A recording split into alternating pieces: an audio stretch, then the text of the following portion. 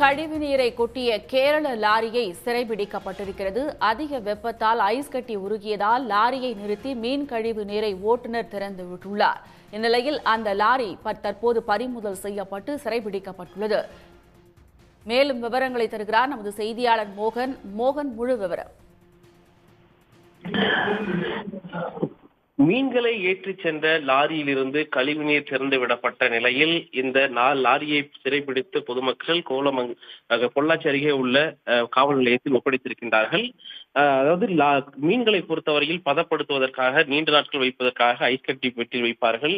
இந்த நிலையிலே அந்த ஐஸ் கட்டியில் வைக்கப்பட்டிருந்த மீனானது ஐஸ் கட்டியானது உருக ஆரம்பித்தது. அப்பொழுது உருக ஆரம்பித்த பொழுது பொள்ளாச்சி அருகே கோமங்கலம் என்ற பகுதிக்கு அந்த லாரி வந்த பொழுது லாரியில் இருந்த ஓட்டுநர் அசோக் என்பவர் அந்த கழிவு நீரை திறந்து விட்டார். இந்த நிலையில் அது அந்த பகுதி துர்நாற்றம் வீசியது. இது தொடர்பாக அப்பகுதியை சார்ந்த கோமங்கலம் சார்ந்த கிராம மக்கள் உடனடியாக அந்த லாரியை சிறைப்பிடித்து போலீசாருக்கு தகவல் கொடுத்தார்கள். தகவல் கொடுத்த அடிப்படையில் லாரி பறிமுதல் செய்யப்பட்டது.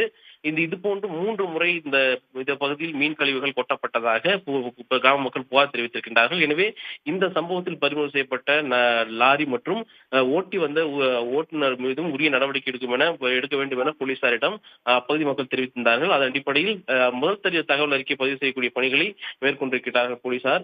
இந்த நிலையிலே இந்த வாகனத்தின் மீது 50,000 ரூபாய் வரை அபராதம் விதிக்கப்படும் என்று எதிர்பார்க்கப்படுகிறது. கோமங்கலம் பகுதியில் லாரி சிறைபிடிக்கப்பட்டது பரபரப்பு ஏற்படுத்தியிருக்கிறது. தொடர்ந்து கேரளா பகுதியில் மீன் கழிவுகள் கொண்டு வருவதும் கேரளா பகுதி கொண்டு செல்லும் பொழுது மீன் கழிவுகள் பொள்ளாச்சி பகுதியில் கொண்டு செல்வதுமாக இருப்பது அப்பகுதி மக்களிடையே ஒரு மிகப்பெரிய அச்சத்தை ஏற்படுத்தியிருக்கிறது. இது தடுக்க உரிய நடவடிக்கை எடுக்க வேண்டும் என கோரிக்கை விடுக்கப்பட்டிருக்கிறது. விவரங்களுக்கு நன்றி மோகன். உடனுக்குடன் செய்திகளை தெரிந்து கொள்ள சன் நியூஸ் பெல் ஐகானை கிளிக் பண்ணுங்க.